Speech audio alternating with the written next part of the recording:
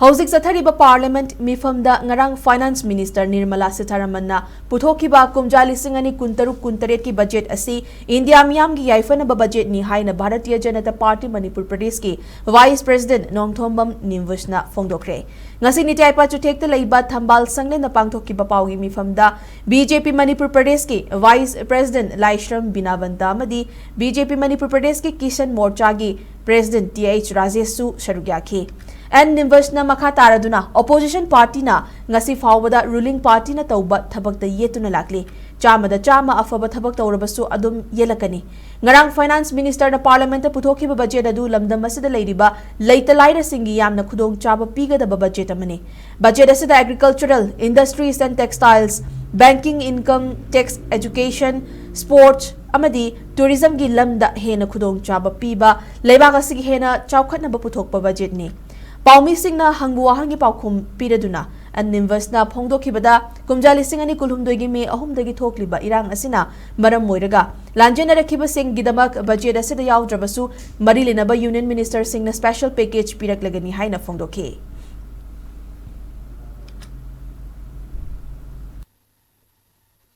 Andaki budget sida akoigi naha singda import piba sida akoigi miyeng tham industrial sector da ahen miyeng thambasi handaki akoigi budget sida kartavya sida yaw yamna nungai ba amana Bharat Vistar multilingual AR platform putokna akoigi lawmi singda matam ga sanaba moongda scientific oiba moongda Lau Singmuga Mari Lainava, Wow Sing Panganaba Gidamta, Hidewa Bharat Vistar Multilingual AI platform say Masi under the budget the yaw. Under Putoiva 2026-2070, a unit budget say, a Meeyam-Gi Yangaga, Bharati Yangaga, Putomba budget ni Hide say, Hamzage Adugam, Masigumba, Union budget Sigi, a Quigi, Masak Meeyam say, Manungda Yawi Bisin Meeyam the Panganaba Gidamta, grassroots level, the stat lega Meeyam the district level, the mandal level, the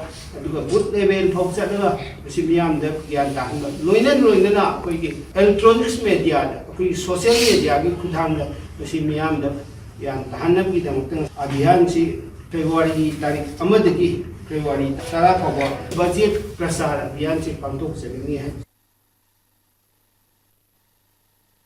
BJP Manipur Pradesh ke Vice President Laishram Binavanta Phongdokibada ngasi nungtil pung mari makhaida BJP ke National Headquarter da Manipur ke MLA galoina na BJP National President Nitin Navin, Home Minister Amit Shah amadi Union Minister Singh yauna mifam pangthoklaba matung Manipur gi Leingak Soidana February 10 Phaobagi Manungda Semlagani Center na khalakpa luchingba aduda BJP Manipur Pradesh na sagutkani ngasi mifam loiraga MLA Singh athengbada Delhi dagi Imphal thorakpa yai haina phongdoke.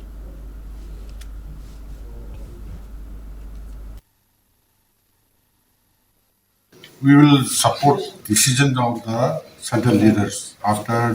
today's 3 p.m. meetings at National Office, followed by Observer Sri Tarun, National General Secretary. We will welcome this and hope there is soon a possible leader will be appointed, selected, and a new government will be formed. I hope 10 February will be a suitable date.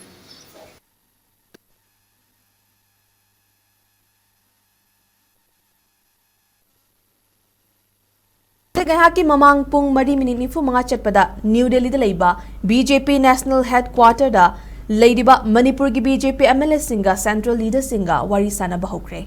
Houzik Delhi the Ladiba, SKTV Ge, Chief Reporter, Ketrimayum Premchan, online the Lady, Premchan Konjel Tabi Rabra. Yo. Mayek Singa Tabi ko Premchan. Tajare. Okay. Premchan Houzik Hoi Ngahaki Mamang Koigi Pankibagi Matungina, Pung Mariga Minute, Nifu Mangachat Padagi, Koi Mifam se Pangtokani, Haki Badugi Matungina, Houses se Mifam Pangtopa Hokre, Haina Loboya, Brakari update Labage. Madumone Marina, Sai Panjakiba, Pung Joli Pung Mariga Minifu Mangada, from Pangtokani, Minute Hogi Hariba, Pung Mariga Minifu Mangada. BJP officer yaw matungda mga dagi ifam si pangtok pa hawfreyan ang lawbo yare mayam di hariba mafam aduda tuwan ba MLA sing numarakiba pa nung pangyawa tare madugi manungda pagi tuwan ba MLA sing Hoi. aduga MLA sing gari da pulap lakpa aduga mathada lakpa khudmak yawi aduga koigi Manipur gi oina hojik CM ama chief minister ama BJP gi party gi legislature gi leader ama khallagani aduga khalle haiba ani si khena ba yamna hoi Phaobagi di leiri social media da towan ba group sing mana pamjaba leader sing na oirani Imphal East oirani Bishnupur oirani hana gisina oirani haiba gi ofam kyam sadogli adubu BJP gi MLA sing changkhriba sing adu thorakpagi paw leitri Manungda makoi jing ifam Phaobagi haiba gi thajabadi leire maramdi ayamba MLA changkhre Hoi changkiba matam sida Premchan changkiba matam sida MLA singa wari sanabagi tanja phanghobra kari phongdok lambadi lei Yes, MLA amaga aida wari sanaba matamda mahakna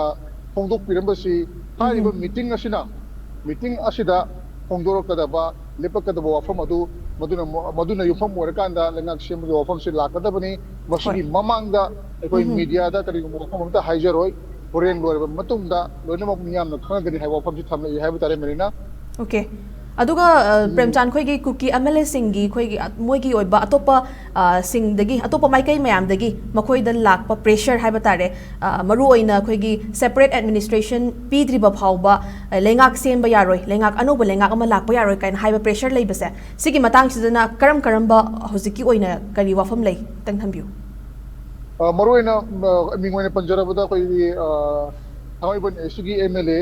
KS Joykishanka I go to Home Matam Damhan, 100% I could give pressure Panayamna, Labu or Gasu,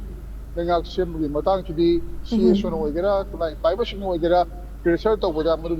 Nate, Aduga, official winner, MLA Amatana, Makoina, Akogi, Gamensi, Sembada, separate decision, Ibagi Matan, the Yandragadi, Semba Yauro, Haina Ponopodi. Mudaw mande mahaksu ta di habi ofam thamli haiba tare adumapu mifam se ngaki matung din lorega madugi matungda pagi NDA ga chaminari ba political party singi oiba mifam su wali banina hauji hekta mahak na chief minister oire CDK dagi lae masi district gi lae haibana chimbo sing si haibada merman khiri adum pu mosai soina panjakhi ba makoi ahum haiba tare BJP da yamna kuina yaruklaba khwaidagi senior oiba BJP da yamna kuina yaruklaba senior oiba leader ama